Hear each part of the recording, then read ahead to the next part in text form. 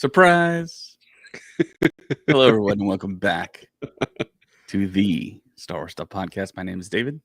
And my name is James, and here we talk about all things Star Wars. But before we get started, we have some amazing people to thank. So take it away. Yes, starting with our awesome top-tier Patreon supporters out there. Liam McCallion, Kevin Leininger, Deb McCaffrey, Zach Netzel, Maya Morris, Adam Haber, Front Row King, Cam from Indiana, Mariana Atia Arnold, Res Jedi 27, and Alex Blundell. Thank you so much for your awesome love and support. And if you go check out Legion Sabers, you get 15% off if you use stuff at checkout. So Cool. James, So David, happy 4th of July. happy 4th of July. Let me see your fingers. You got all your fingers? Oh yeah, I got all my fingers. I got my hands all here. I haven't lost them. Although we did hear fireworks going off earlier tonight. It was early, so it was like, why are they? And we heard somebody screaming, and it was like, I hope they're okay. I hope they didn't lose any fingers or hands. But yeah, here we are today on the 4th of July celebrating Independence Day. Did you watch Independence Day? That's the real question, David. Well, I put it on around 3 o'clock. Okay. My pizza delivery shift was at 5:30. I watched the beginning up until all the major cities at the beginning got destroyed. Gotcha. And then I decided to go take a nap with my wife. Oh, sounds like a pretty good Independence Day. So yeah, then I woke up and then I went on my shift, and it's raining a little bit where I live here in South Texas. And I had to pull over for lots of fire trucks and cop cars. And wow. A lot of stuff going on tonight. Of course, it's July 4th in the States. People pop fireworks, and that's like the joke we were referring to. And now it seems like it's a popular meme. Like, a lot of Americans woke up today not knowing that they're going to not have 10 fingers by the night's end. Yeah. That's pretty great, though. And I'll say this, too. So when I was a whole lot younger and would pop fireworks would pop in my hand. That's not good. That's not safe. And it was like a third party, I guess the third party black cat type of firework. Oh, okay, yeah. And I had it in between my fingers, and we were lighting them and we were throwing them, which I don't recommend. No. So one, I guess, had a short fuse, and when it got lit, I guess one of the sparks went down and it blew up in my finger next to my ear. But to my surprise, when it happened, all I felt was like a puff of air between my thumb and my index finger. And everyone was like freaking out. They're like, "Are you okay? Are you okay?" And I'm like, "Yeah, nothing happened." And I was like, "Okay, I dodged one, maybe." Well, but, good. I mean, we had M80s and whatever else, those really thick looking ones. And yeah, I never tried. After that, I don't think I ever held another firework and lit one in my hand ever again. Yeah, me neither. I actually don't even think I've actually shot off a firework before. So that's just the way it goes. But yes, here we are, Independence Day. There have been some rumors dropping these past couple of days, and that's what we are going to talk about. And one of the first things Colin sent us a couple of days ago, early in the morning, was the rumor has it they are developing a season 2 of Obi-Wan Kenobi. And David said he wasn't surprised because we've already laid out the full season for them, that what they have to do. So David wasn't surprised. I'm actually very surprised that there are rumors of a season 2 of Kenobi. How do you feel about this? I hope they execute it right. I hope they do it right. And I really hope they do what I suggested. And we suggested something a long time ago. It's basically you just follow Obi-Wan on Tatooine with Qui-Gon's Force Ghost, even though Liam Neeson doesn't want to really partake in Star Wars, it seems like. We all know he's got the summer film coming out, The Naked Gun, which looks hilarious. But we don't need him. We don't No. need him physically. We can generate him Yeah. with the deep fakes and technology and stuff. He just has to give the blessing, and he doesn't really even need to be there technically. Yeah. Um, and then have the concurrent storyline of Anakin being tortured with PTSD in the suit. They never have to meet up again. You don't have to show that. You can avoid all that, and then you can bring in Natalie Portman. She wants back in. Then we can show flashbacks, what if flash forwards. I mean, It's the possibilities insane. are endless. It's insane the possibilities that they're not going to give us. Honestly, you know they're not going to give us this type of story of Anakin PTSD, having dreams and seeing what he's dreaming about while he's in his back the tank. Like stuff like that is what I want to see. I want to see those what ifs. I want to see those flashbacks. And that's the only way. And I know we've talked about live action Clone Wars. Ahsoka proved it can be done pretty well with the flashback of the Clone Wars. And they didn't So even do it as good as they could have possibly did it. exactly, yeah, it was very like the shadows. There's a bunch of fog around, so you really need to get a full on like battle. Well, I was if you thinking may. about the training sequence Oh, between Hayden and Ewan, I see what you're saying. No, I'm talking because they didn't about de-age Ewan at all. yeah. Or He looks no, they didn't de-age Hayden at all. Hayden. Yeah, he But they was. did do it in that Shadow Warrior episode, and it Oh looked yeah, great. It was looked like amazing. perfect. Yeah, he looked like he was from back in the day, and so it's possible, and I think they know it's possible. So that's what I would want to see in a Kenobi season 2 is this journey of Kenobi, training, and then of course, like David says, seeing Anakin on his journey, and then Yoda even coming into play with Kenobi, communicating with Yoda, and Yoda finally reaching out to Kenobi while Yoda's on Dagobah. Never seeing him, but just hearing his voice, knowing his presence, that he's there with Kenobi helping him.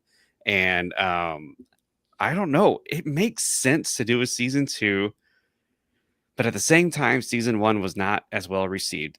Great numbers. It was, I don't forget how many viewers it was. Like, it was an insane amount of people were watching Kenobi. I think it was more than Mando when it aired. And so people wanted it, but people were a little disappointed by the direction of the show, like execution of the story. So it's like, okay, if you do a season 2, you know what you have to do. Let's do that. Let's not do anything else. Let's not bring in a side story of an inquisitor, which was great, but people wanted to see Obi-Wan Kenobi. We wanted to see that back and forth between Anakin and Obi-Wan, and we really didn't get that. We got a whole other plot that we had to focus on, which was great in its own, and it felt like that should have been its own series. But don't try to say, "Oh, this is the Obi-Wan Kenobi show," but we're also going to do this as well. So hopefully, season 2 gives us this story that we've wanted for a while. I I don't know. agree. I agree. We shall see what we get. I don't think Deborah Chow is gonna be the sole director. Yeah, They might I be haven't getting heard someone anything else. from Deborah Chow since then. She's been very quiet about a lot of this stuff. And Yeah. mind you, everybody, these are rumors. This isn't confirmed um anything, any news story. It's just rumors that have been going around. It's been picking up a lot of steam this week about Kenobi season 2 in the works. So maybe sometime this year we'll get an announcement. We don't know, but of course we'll keep everybody posted. But honestly, I would love to see a season 2. I want to see it. It's Ewan McGregor. He's amazing. Hayden Christensen is definitely coming back because they know Hayden Christensen is like the superstar. And you and I were talking about on the phone the other day how you were like, it's kind of crazy how Hayden Christensen became, you know, this generation's pretty much Harrison Ford and Mark Hamill. Like whenever he goes to a Reality convention. now is so weird, man. We're in 2025. Yeah. Yeah, 20 years later, I never would have thought, like when I, with all the backlash of Hayden Christensen 20 years ago, I never thought where we are today, we would be having this discussion of bring him back. Everybody wants to see him. The crowds go crazy for him, which is so true. Whenever he is anywhere, that reception is insane. and you can see it in his face. He is just like, "Oh my goodness, this is crazy." He can't believe it, and I saw it in so his face at the airport when I flew back with him in Japan. I remember the look on his face after we took the picture. I turned to him and I said, "Thanks for everything," and he just had like this like look like I don't know if he was waiting for me to ask for his autograph or what, but he just kind of had like this like trying to figure out something look on his face. But gotcha. that might be how he always looks. I don't know, but um, yeah, he was talking to people in line and people were taking pictures with him, and I was like, man, I got to do this because no one's gonna believe me. Yeah, So I did it.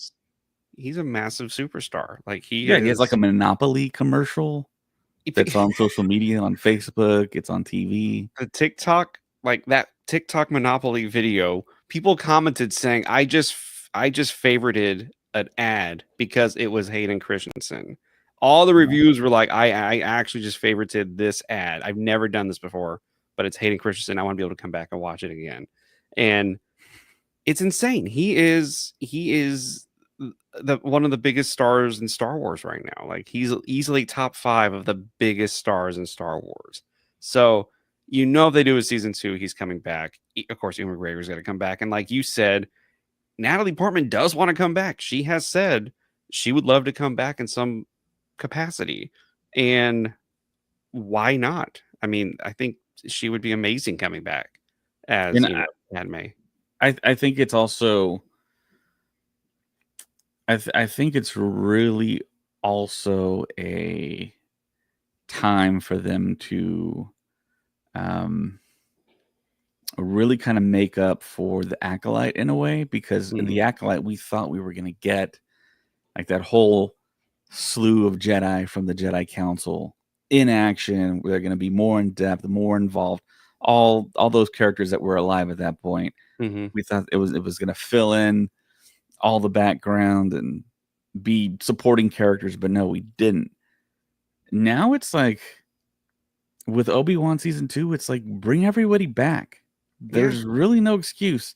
Samuel L. Jackson can come back. Do flashbacks with him. He's dying to come back. Liam Neeson, Natalie Portman, Commander Cody. I mean, there's so much stuff. There's so many people. Cal Kestis on the run from Vader, hunting down Jedi. That would I be mean, it that really would be writes amazing. itself. And that's the funny thing, it does write itself. But here's been my issue with a few of these shows.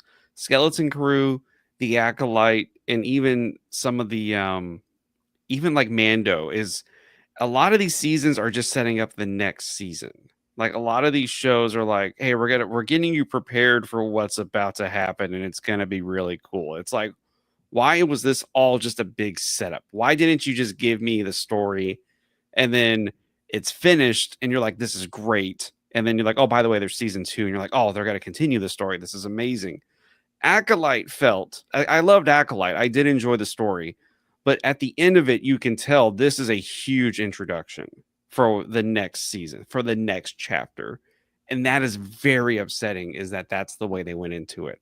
Skeleton Crew, same thing. Where it ended, you're like, oh, this is just a huge introduction to what you would call the main story of what they're trying to do and tie together with everything else. And Andor did not do that. Andor season 1 ended, and yeah, there's a next chapter, but with everything that happened, you felt like you had a full story of that journey up to that point, and then season 2 completed it to lead into Rogue One, where that's one thing I'm having an issue with some of these stories. And even Marvel has been doing it also, where you're just like, oh, this is just a big intro. It's not even the main thing. So please, Lucasfilm, give us this amazing story with Kenobi. And like David said, it writes itself. It's there. It's all there. You know, Obi-Wan Kenobi meditating, Obi-Wan Kenobi having these nightmares, and then you flash to Anakin also having these nightmares, and you're just like, it's all there. It's right there. And yeah, and you could really get his origin story, him as a boy, and kind of flesh out like his family too. And like, we've never seen that. We've gotten stuff in Legends about way back when, back in the 80s, 90s, it was thought that maybe Owen Lars was like his brother. Yeah. At one point. But in the Kenobi series, he does mention that he has a brother, right? I I can't remember anymore. Jeez, I can't remember. I have to watch it again. If I maybe I don't know. I feel like somebody in chat, please let me know. Right, let us And know of right course, now. the elephant, the giant elephant in the room with There that is. whole Kenobi story, Duchess Satine.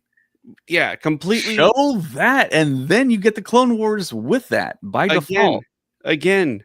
I printing think that money. we were still dealing with people who had never seen the Clone Wars. I think we were still with people who were writing who wrote the show never having seen the Clone Wars, and I think they were afraid to bring that stuff in.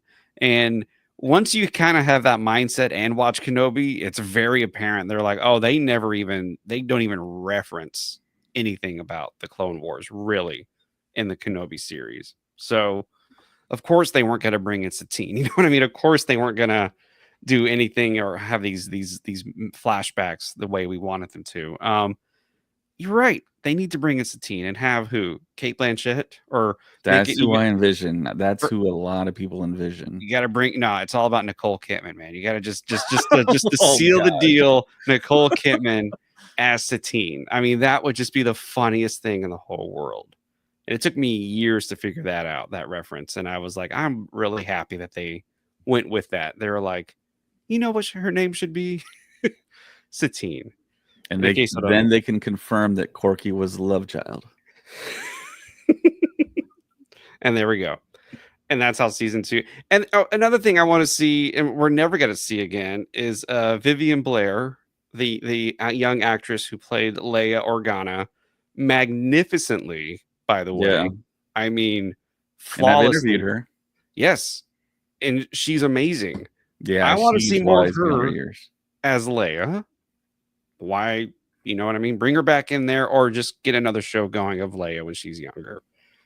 I don't know. It seems at this point, all like that hope, the hopes that we had for all these series back in the day, it's like we're not gonna get them. Like they're it's gonna be, you know what I mean? Like, oh, they should do a young Leia series. It's like they're not gonna do that. There's no way they would ever do that. And all because they're spending their money on other things that doesn't matter right now for Disney. Like, Yeah. they're gonna do a Lilo and Stitch too, right? Well, Lilo and Stitch made like $1 billion, didn't it? Right? That's what they're spending their money on. They're not going to spend it on shows that we want with Star Wars. They're going to be like, oh, you want this? Okay, we're going to give you more sequels because you went to go see this. It's like, oh, come on. But Yeah. I I mean, don't. I think these streaming services have kind of messed me up because now when I watch a movie, it's like, that's it. That's it. Mhm. You watch it, and it's like, oh my gosh, that's like So almost nothing to me. it's so short. I Yeah. don't know though, but you go back and I think it's just today's time. But if you go back and watch the movies from back in the day, those movies felt beginning, middle, end. It felt like you went on a whole journey with these movies. Now with these movies, like you said, it ends. You're just like, okay, it feels like you just kind of sped through a lot of good moments and just got to the parts that you think people would like to watch, and that's it. And it really sucks that that's the way it is. And Lilo and Stitch was almost one of those. Was actually a Disney Plus show, Mm. which now that you think about it, that's like, oh, that makes a lot more sense now. And then Yeah, it doesn't make sense for what like the model of how they're releasing stuff on Disney Plus. What they need to do is put the stuff in the theater and then release it to Disney Plus so you can make money on top of it. You know? Yeah, they never will. Know. People, and I hate to say this, people who aren't movie people are not in charge of the studios right now. It's all numbers people, and you have producers and creators like Kathleen Kennedy and Kevin Feige who are frantically trying to keep this going and the vision going, while the overlords, I hate to say that, that's a bad word, but you know what I mean. I say that all the time to The big James. guys are like, no, this is I what tell this is James, we what, got a podcast because our overlord is gonna be angry. oh, that's right. Yeah. We don't have any rules in this podcast, but no, it's like I wish they would be like just be free to do what they want to do. And you can tell Kevin Feige has been kind of like, they're like, oh my gosh, this was so successful. So just keep trying to create this again, please. We don't care what. Just keep trying to create this again. Just put this movie out now. Put this project out now. And come on, we need to get to Mm, Avengers now. And it feels like I don't think that's accurate, James. you don't think that's accurate, dude? We haven't had any successful Marvel movie, and all the Yeah, shows are trying to it's do is there's a introduce characters. whole backstory to all that. Kevin Feige kind of like lost power, and they had people over him saying we got a quantity over quality. Now they're back Yeah, to quality over quantity because they realize that Feige is like the brain there that needs to yeah. be in charge. And it's, I mean, it's so obvious that I don't know, just That's what I said. Yeah, people that it's are, like that they weren't listening to him. They were like, "Just keep doing yeah, this. We need this." And he was like, "No, that's not what we need." And that's why we have all these movies now and these shows that are people are like, "Okay." And then you see post-credit sequences at the end of Marvel movies that have not gone anywhere. And it's like, this is so yeah. I hope people like Feige, people like Kennedy will be able to finally get control over what they are setting out to do. Maybe, and this is a good segue here to the and more, a part of our part of our podcast. Maybe DC and James Gunn's approach to all of this will make them go, oh, so if we let the creatives just do their thing, they can create something that means something and is important, which is what James Gunn has been saying this whole time about his Superman film, where he was like, you know, we are making this the way we want to make it, and they are trusting us with this. We are not doing anything that if we don't have a plan for it, we're not going to do it. There's no post-credit scene that doesn't have a plan. Each one, and that when he said that, I was like, oh, that's a jab at Marvel, because I think even he was a part of those conversations of, oh, we should do this. It's like, well, what's the outcome? Like, I don't know, but we'll think of something. So, anyways, I'm hoping Superman does really well, and then studios go, oh, if we leave the people that we hired to create these to create them, maybe they'll give us something great. I don't know. I know I'm really upset about this, just so you know. And then of course David mentioned something to me about the actor who's playing Superman. Uh, Corns, what's how you say his last name? How do you say his name? corn sweat. Corn Sweat. David, right? That's his name, David Corn Yeah, Sweat. David. Yeah, Which is weird, right? Because that's your name. Uh, he not is a really. huge Superman fan, and it's really funny because he put out a video. I don't know if you saw it, where he was in his car driving, and he You're was a listening Star to Wars fan. yeah, Superman fan. You know what I said. He's a big Star Wars fan.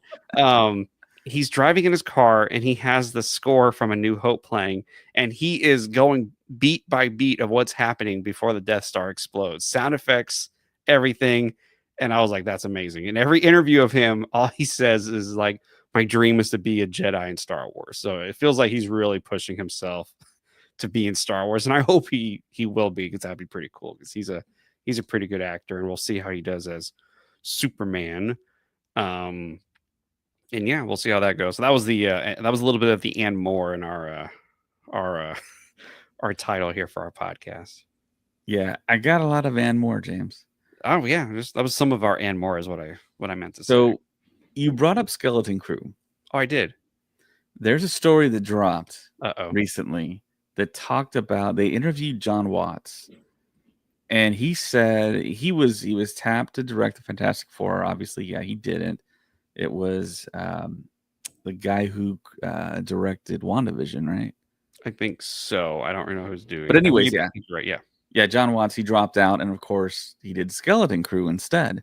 And I was like, oh, okay, well, he made the choice. I mean, he has skins on the walls now with the Spider-Man trilogy. I mean, he's proven himself. Mm-hmm. No Way Home, huge hit, massive hit. So he's a made guy essentially. But apparently, he said he personally dropped out of Fantastic Four because he thought he wouldn't have the stamina and strength to create something that was worthy of the Fantastic Four. But then again, he didn't just not do anything. He did Skeleton Crew. Yeah. So I guess that didn't take as much. Yeah, now that you say it that way, yeah. Yeah, it's kind of interesting. Or maybe it's one of those things where, you know, Lucasfilm said, hey, you'll have more control over creating the story. Whereas Fantastic Four was probably like, hey, this is the story, so this is what we're doing. And he was probably like, oh, okay. You know what I mean? Like that discussion also may have come up as well. But yeah, it is interesting that he puts it that way. It's like, oh, Yeah. skeleton crew, I can do that in my sleep. It's no big deal. Not going to be that bad, you know. And the stuff that I read and the stuff that I've listened to, I haven't heard anyone really bring that up.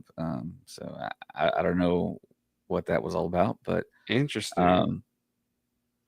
yeah, I don't, man, that's a tough one. Direct the return of Fantastic Four to the MCU, first time in the MCU, or do a wholly original, your idea Star Wars TV show with Jude Law. I think it's kind of a no-brainer. You do the Star Wars project because, I mean, you have this era that you can play with, and then you have people like Favreau and Dave Filoni who are there saying, okay, this is where we're going. Like, so we need to start getting here. Go for it. And then, you know, what genre, you know, pirates. Oh, pirates. Okay, let's do. And then, so, you know what I mean? It felt like that was the right choice for him. And it was probably a no-brainer for him as well to be like, of course, I'm doing my own project for Star. And plus, it's Star Wars, you know? So, yeah, that's the dream for still a lot of filmmakers. The other thing too about Skeleton Crew, there's also another story about Jude Law's character, Jod Nanawood, and his 7 other names. He might actually have more to do in the future of Star Wars, but I've heard that. nobody's saying exactly what. But of course, I mean, Jude Law, big actor. He's a great actor. He did a great job in Skeleton Crew. Yeah, you'd want to bring him back. In what capacity? Skeleton Crew takes place what part of the timeline does that take place again? It's going around the same time as Mandoverse, yeah, because you had Vane in there. Yeah, and you also had Marty Matulis. Yeah, it feels it's I feel like Skeleton Crew is one of the better of the new Disney Plus shows that came out. And plus, like David said, Jude Law's, you know, I forget how many Academy Award nominations he has under his belt, and great actor. It's like, why wouldn't you not want to keep bringing him back for something else? And even where the season ended, you knew like, oh, we're gonna see him again. There's no way they're just gonna be like, and that's it for Jod. So yeah, you know he's gonna be coming back at some capacity. Yeah, for sure. So yeah, like I said, we are in the year 2025. It is July 4th. I don't know if you've seen this story. This story affects everyone. So we are now closer to the year 2050 than we are to the year 2000. Oh my gosh. Did your back just hurt a little bit? Yeah, I just a new gray hair just grew in right there. Yeah, that's a little frightening. That is a little frightening. You know, I was thinking if we went back and watched some of our earlier videos and you see us like how much we've aged since then. Not much, but we have aged. I know I do have a lot more gray in my beard, and I know y'all probably found that out. But yeah, thanks for bringing that up, David. I appreciate that. It has nothing to do with Star Wars, but just so you know, every day forward is now closer to 2050 than we were to 2000. So hope that makes sense. It always makes me think about the whole Back to the Future thing. If you reshot Back to the Future now, don't. Instead of Marty going from the 80s to the 50s, Marty would go from 2025 to the 90s. Yeah, he would go to 1995. Oh gosh. Right? Because it was 85 to 55 now. Yeah. So ow. But hey, James, we made it. We made it this far, man. Whoa, we're still here. You know, if it's the same timeline, who knows? But we're still here. That's true. Somebody pointed something funny out about Back to the Future. It has nothing to do with what we're talking about. But you know how like Doc gets there? He's like, we have to go back. We have to go back now. We have to, you know, like at the end of the first movie. And it's like, why? Time machine. You have a time machine. You don't have to go back at that exact moment. You can totally just wait and then go back later. But anyways, that always makes me laugh. So and more. Okay, so let's switch gears. And I know Indy is in our title because there are other rumors that Disney is thinking of rebooting Indiana Jones, which not surprising, but also kind of shocking that they're even considering doing that because Harrison Ford has kind of come out, and even Steven Spielberg, even it's not theirs anymore, but Spielberg was kind of like, it's Harrison Ford is Indiana Jones. Like you would never recast that character. It's not like James Bond. In You can do a spin-off of it, but I I kind of agree with that. Indiana Jones is Harrison Ford.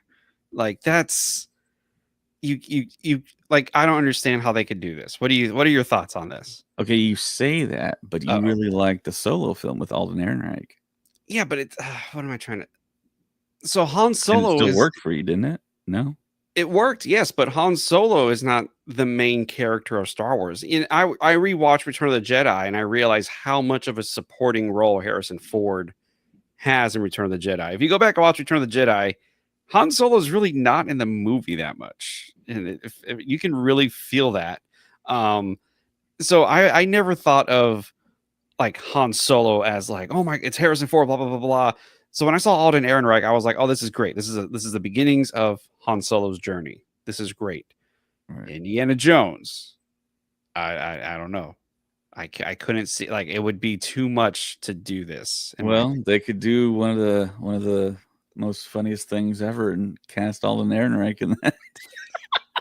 Can you imagine that? I'd be okay with that. No, I think I think if you're gonna do an Indiana Jones reboot or something, I think it's a spinoff. I think you just do a whole other journey with a whole other character with a whole other adventures, and you just go that way. I think that is what you should do with this. But you're like, who cares, right? Because I know you don't. Are you? So Yeah. What do you got? when I was a kid in the 80s and 90s, I really liked those movies. And I really liked Temple of Doom, and That's my favorite. people talk about that one, and it's like, yeah, it's the worst. It's like, okay. But I really like those movies. I was into archaeology. I was into fossils and dinosaurs, and of course, Jurassic Park came out then. It came out now. 2025. There we go. We're back. Yeah, we're back to the future. But to me, it's like, I know a lot of our listeners aren't going to like this, but I just don't care about Indiana Jones. Oh, okay. I mean, how many like artifacts are left to go discover and recover and that whole? I mean, I guess. I mean, it's kind of hard. Like we talk about all of our ideas for Star Wars, where they could go, what they could do, and I always use the phrase "ye of no creativity" because people can't see the story when it feels like the story is like right there. With Indiana Jones, I don't. You I don't. mean, it doesn't get me going. I don't think it gets the people going. It gets the people going. In the 80s, it did, of course, because It was massive. Well, yeah, because you had right, Spielberg and George Lucas's name on it, plus right, Harrison Ford was in it, and it was right. Lucasfilm, right. But I mean, are you gonna be like super jacked up to go see somebody not play not be Harrison Ford playing Indiana Jones? I don't And then know. he's looking for an artifact that maybe he's already discovered in previous films, or Yeah, because it's a it would be reboot. kind of cool to do something with the pyramids with all the information we know now. Maybe I'm finding a story. You know what? I'm down with that. I think that'd be pretty cool. But then again, you start to involve like aliens again, and a lot of people didn't like the crystal skull thing. And Well, they weren't aliens; they were interdimensional beings. Did you ever hear about that discussion Yeah. between Lucas and Spielberg? Oh man, Lucas had Spielberg going, and he was like, "So what do they look like?" He goes, "Well, they look like aliens." And he was like, "Oh my!" He was like, "No." But I am, and I know this is a Star Wars podcast, everybody, but Indiana Jones is kind of related with Star Wars. It's very, very closely related with Star Right, Wars. there's a lot of Star Wars Easter eggs And everywhere. And plus, of course, we know that Lucas was on a high when he was in Hawaii with Spielberg, watching the numbers coming in for Star Wars, and that's when they started talking about Indiana Smith at the time was his name. And Tom Selleck. And Tom Selleck, man, Tom Selleck was so close, man. Him and Sean Young were like that close to being. I feel bad for Sean Young. She was almost Vicky Vale, and she was almost Marion Ravenwood. Like she was right there, and she really wanted to play Catwoman. That's right. That's a whole other. Look it up on YouTube, kids. Yeah, that's weird. It gets really weird. But I really hope after Dial of Destiny that Lucasfilm leaves Indiana Jones alone. Says this is good. We have the video game, which Colin, I haven't played it yet because I know if I start playing it, I'm not doing anything for the next couple of days, and I would call into work because I'd be playing video games all day. But this new Indiana Jones game was actually pretty good. The story was really well. It's canon, quote unquote, in the Indy verse, if you may. Just do that. Just do a couple of more of these video games, and I'm okay with that. And if you're gonna do anything project with it, let's just do a whole other character, and then have what's her name? I just blanked out what her name was. Who was in this last Indiana Jones movie? She also played L3. Oh my gosh, what is her name? Phoebe Waller-Bridge. Phoebe Waller. Oh my gosh. I feel bad for not remembering her name. She's amazing. Amazing writer, amazing actress. I know, shame. Just yell it at me, please. Honestly, if you just had her in her own like series going on these adventures, I think that would actually be really good. And that's what I would want to see is her story continuing on from Indy. And do that. Do not reboot Indiana Jones. Do not hire another person to play Indiana Jones. And then if you're going to reboot it, don't go back and say, okay, they're going to find the Ark of the Covenant again, and we're going to go against the Nazis again. I do not want that to happen. I know I'm very passionate about this, everybody. I'm sorry, but yeah, you see, I mean, we're talking it out, and it seems like there's too much of a convoluted way to get back into this thing and like re-bring the nostalgia in there and re-bring in the old heads that are going to spend the money. And I think if you use like Phoebe Waller-Bridge, I think a lot of people won't accept that. And if you bring in Alden, they won't accept that either. There's just too many landmines, I think. And you look at the Dial of Destiny, what that did box office wise, I don't know. Yeah, it didn't perform well. I think it's one of the better of the Indiana Jones movies. It's a solid film. I like what they did, but it seems like the general public just really doesn't. It's like that feeling, and plus it was looking at Harrison Ford and being like, okay, it's a little bit much now. He is a lot older than what we would want him to be. Which the movie does acknowledge, and the movie doesn't have him doing a bunch of crazy things, which I was really proud of, that they didn't have him, swinging across with his whip or doing something ridiculous like that. So the movie was like, okay, he's old, but I think that's also what turned off a lot of people was like, oh, he is way too old to be doing an adventure right now. So personally, I loved it. I thought it was an amazing movie, actually. So I think James Mangold did a really, really good job with that project. So again, the Obi-Wan Kenobi rumor as well as the Indiana Jones rumor. These are all rumors. They're not set in stone. Hollywood Reporter has not put anything out. So yeah, we're just gonna start covering these and see what happens. So what are you laughing at over there? It sounded like you're about to say we're just gonna start covering rumors. We're just gonna start covering rumors now and just get those clicks for y'all. No, we're not. We don't do that. That's not our style with the Star Wars Stuff podcast. But anyway, can you hear the fireworks outside my window right now? Can you hear the fireworks outside my window? I can't hear yours. But can you hear mine? I can't hear yours either. Okay, we're good. 4th of July. It's nighttime. Yeah, speaking of Independence Day, Roland Emmerich, huge Star Wars fan, by the way. So Dean Devlin as well. Interesting that they probably were approached to do a Star Wars movie, or maybe they put their hats in. I've never heard that story, but I can guarantee you one or both of them went forward to see if they can get a Star Wars movie. Because I know Dean Devlin's a huge Star Wars fan. And even if you watch Independence Day, the closing credits and like the last shot, it's like a widescreen shot, just like Star Wars.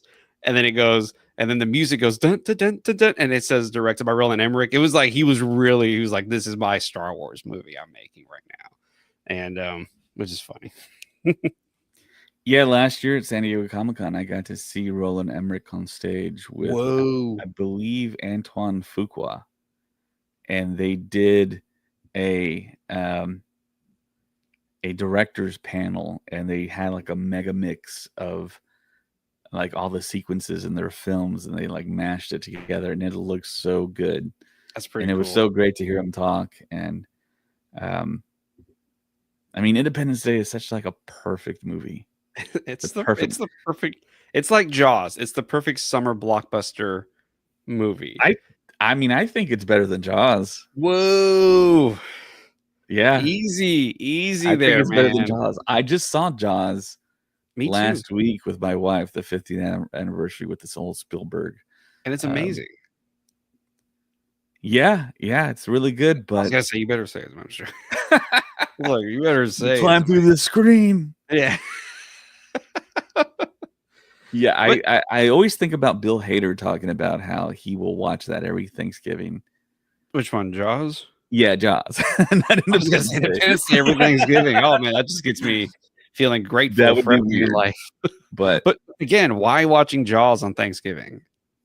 It's his tradition. It's what he does. I mean, that's his ritual. I have a ritual too for July 4th, and it's. I mean,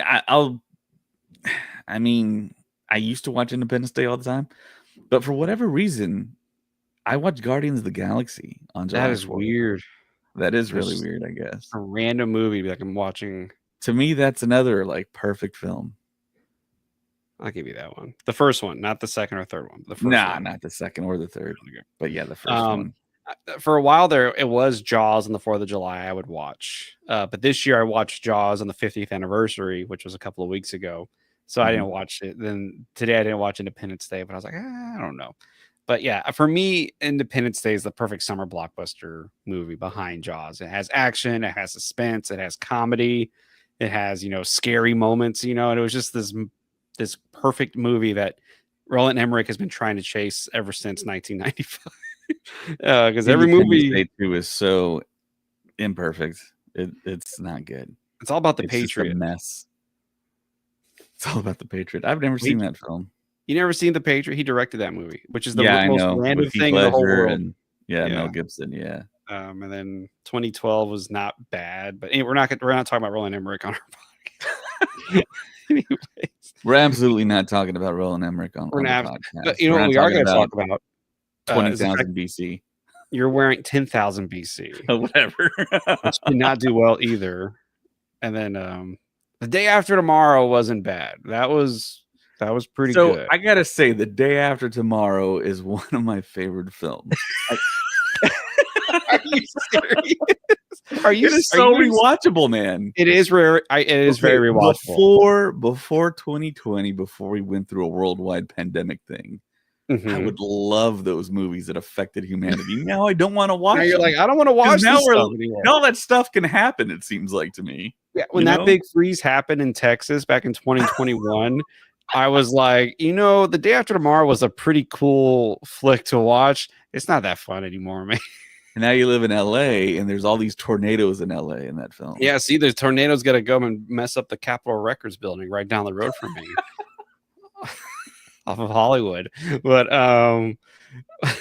yeah, The Day After Tomorrow wasn't that bad. All right. That was a pretty good one. Pretty good. It was pretty good. What are we talking Dennis about again? Quaid, Ian Holm. Yes. Delivering just a great line. Award.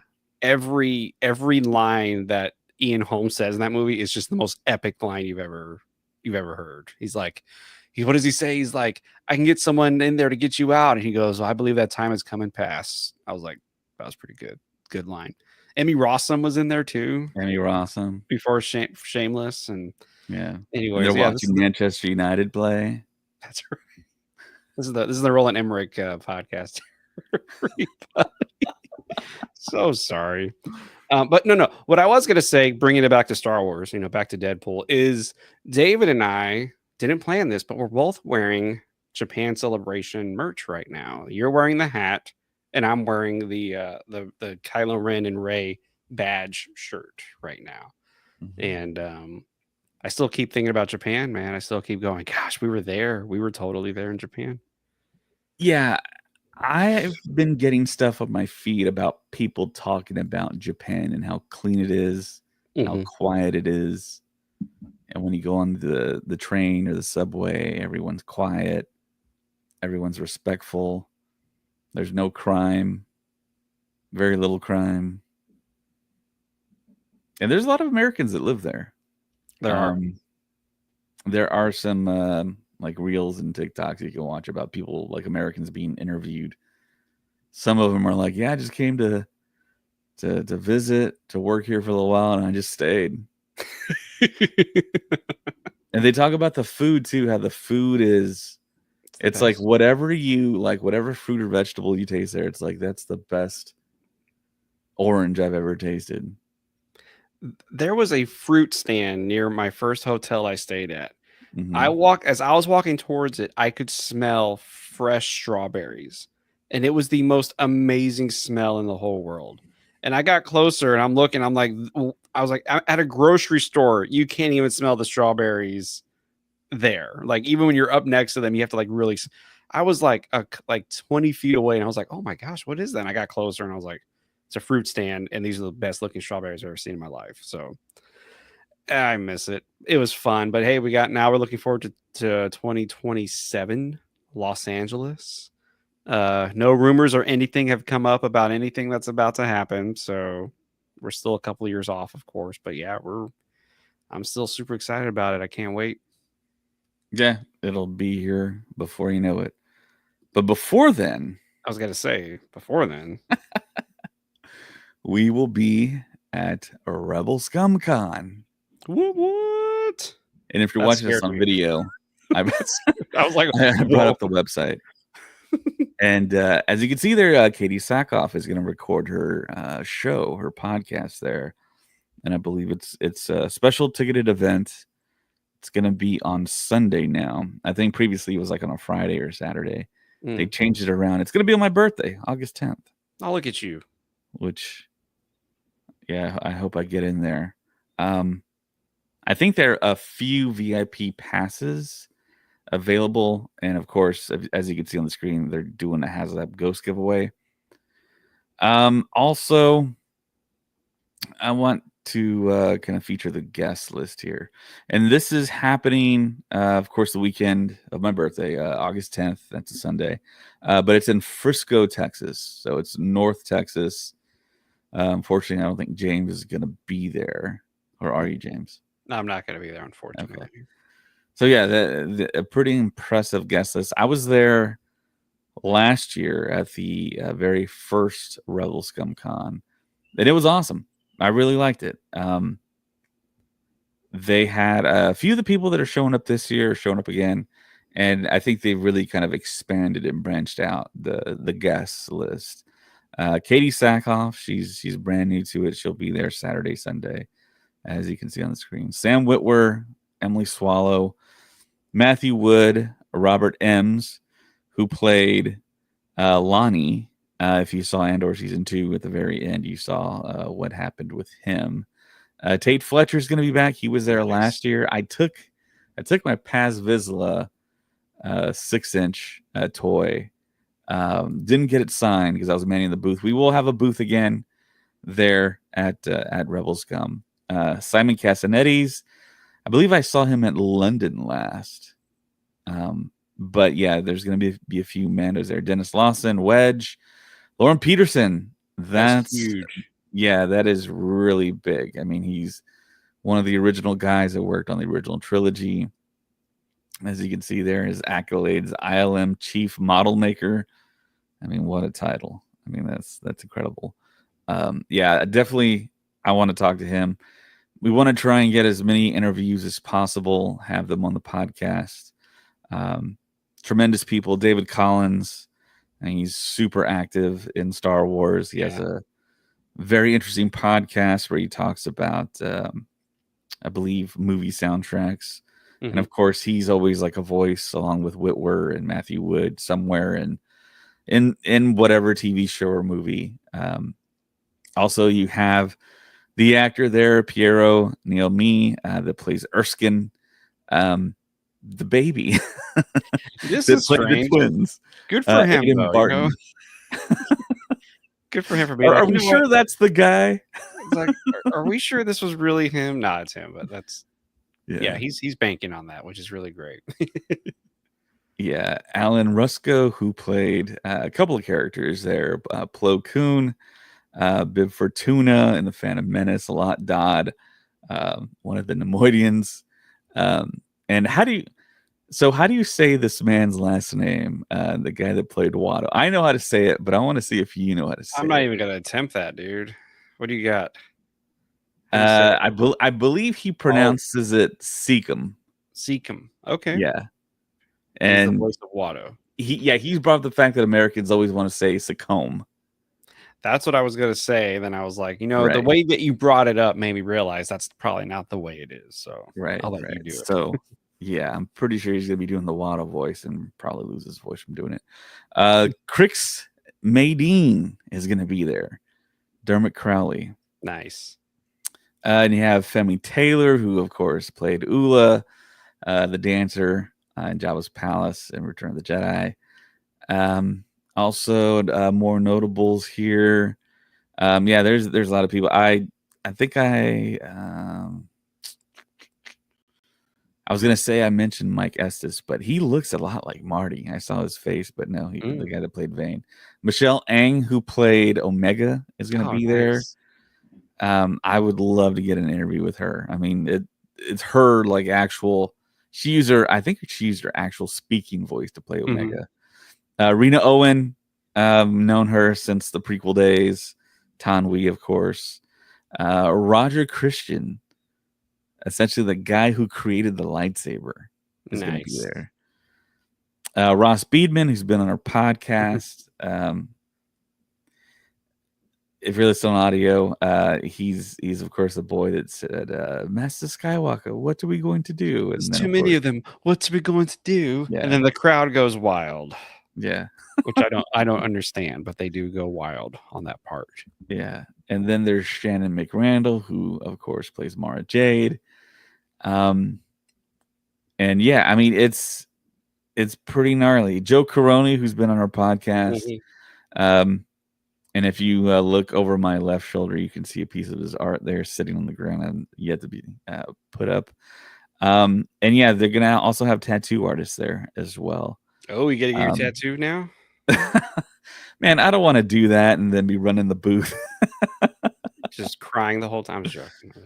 Yeah, crying tears of joy. But yeah, I mean, It's this a is it's a this is thing. essentially almost like a celebration type of convention, Hmm. and we're going to be there. A lot of other influencers I bet are going to be there. I know they're going to have a droid builder section.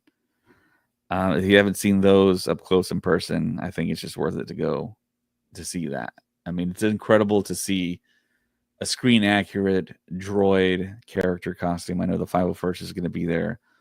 Um, they have a really big squad up in Dallas, and I'm pretty sure people from all around are going to come to that Rebels Come Con.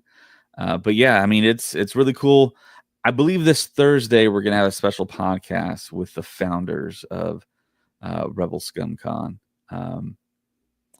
So yeah, Darth Ace One just popped in here. Hey boys, long time no see. How you been? We're doing good. Busy. I also want to bring up Matt from Australia. He was checking up on me because we're having some like flash flooding that's like really bad. It's bad. It's a Yeah, bad flood going on in Texas right now. yeah. The main river that's being affected does run through my city, but it's pretty calm where I live, thankfully.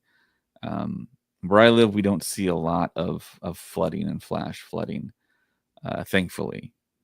But other parts of Texas, yeah, it can get bad. I know there was campers that got stuck in it, Hmm. and some of them lost their lives from Yeah, it, I believe. So yeah, my family's safe. I'm safe. James is in yeah. California now, But so my family is also safe. So Yeah. Yeah, we're good. Yeah. Awesome. Yeah. Yeah. So yeah, Rebel Scum Con that's happening in August. Before then, San Diego Comic Con is happening. Colin and I plan to be there along with Ted from Countdown to the Geeks. Star Wars isn't going to have a big presence there, but there's going to be Star Wars stuff, of course. Ted just sent me a link for, I believe, a panel that's involving some of the Clone Wars actors. So, and of course, it's the usual people: Ashley Eckstein, James Arnold Taylor, and Matt Lanter is going to be there. They're going to do some signings. Nice. And of course, Colin's like super hyped for it. Yeah, Colin wants to take his screen accurate Chewbacca. Good luck with that. Yeah, it's gonna be a lot. It's a lot of walking, man. It's a lot. A lot. You told me about it. You told me last year it was a lot. So yeah. It seems like this year might be a little bit. I mean, man, compared to last year was like a dream. Because everybody was there. I mean, Robert Downey Jr., Keanu Reeves, not Star Wars wise, but just pop culture wise. I mean, there was huge panels. Shows were ending. Shows were beginning. Lots of interviews. Lots of like celebrities just walking around. It was a very special experience for me. I don't think anything's gonna top it, unfortunately. But you never know. I never thought I'd be able to go to San Diego Comic Con because it's so hard to get tickets. But via Ted and Countdown to the Geeks, yeah, I was able to go as media and bypass sleeping on the grass and getting bit by ants. So yeah, man, it was wild. It was truly, I don't know, just an out of body experience. And then LA Comic Con is coming up here soon. I don't know the exact dates, but I do plan on going to that one. I know one of our friends, Haley, is going to go. And then Mariana also, who joins us here on the feed. And she's been to it before. Yeah, she's been to it before, and we got to meet her in Japan. And I'm looking forward to meeting her again, even though we live in the same state. It's like, oh, I get to see you again. But yeah, it was really so yeah, they're gonna go. And David, are you go? Did you hear that? Yeah, I heard it. The firework at your window. Yeah. Okay, good. I heard a car alarm go off too. It was like, oh jeez. But are you gonna be coming to LA Comic Con? Well, when is it, James? Why are you asking me such hard questions?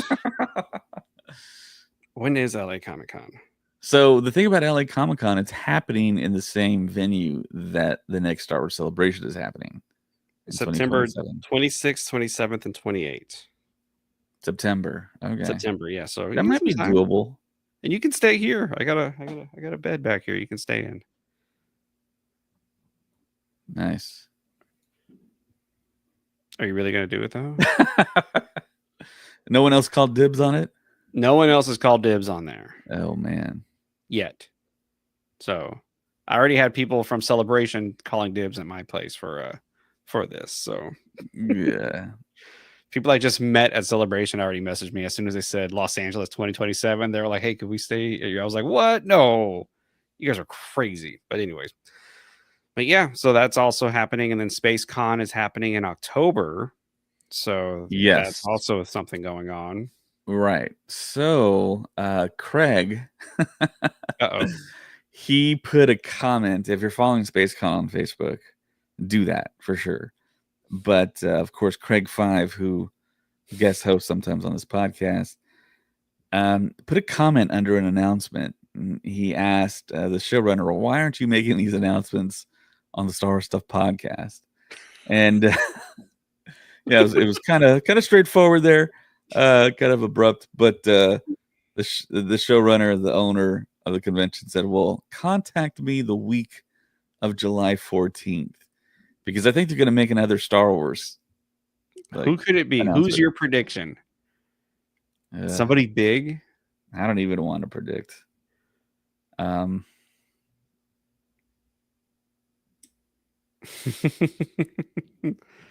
mean, it could, Mark Hamill. No, Mark Hamill said no. right? Yeah, Like, Mark Hamill seems to be like distancing himself. I'm pretty sure he'll be at the 50th oh yeah, definitely gonna be at the celebration. 50th. Daisy Ridley would be huge if they announced Daisy Ridley if she was gonna be there. And she's been to Austin. Yeah, I you talked got to to her on the see red her. carpet. I'm jealous. Yeah, man, you should be. Yeah, She's she is Daisy Ridley.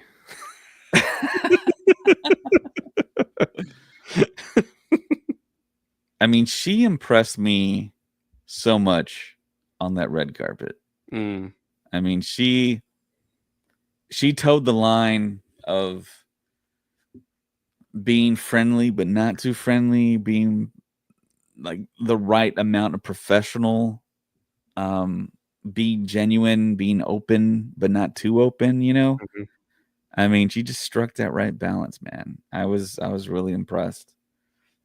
And I don't know every how. question that was asked of her, she had very articulate, Mhm. proper answers. She wasn't condescending. Yeah, I don't know how they do that. They just go person by person by person doing these interviews and asking these and having answering these questions.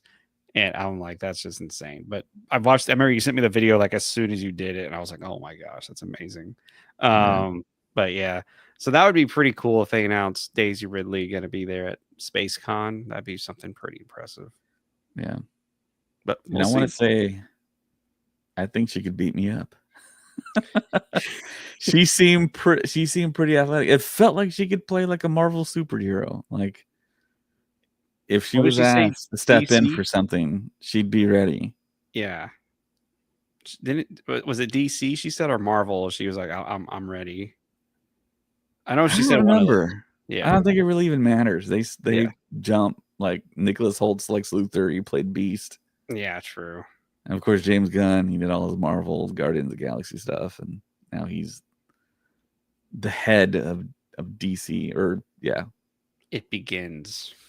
technically the DC universe. All right. Cool. You got All right, anything is that else? it? I think that's it. Who talks first? You talk first? Do I talk first? Who talks last? Who That's talks last? That's the main question.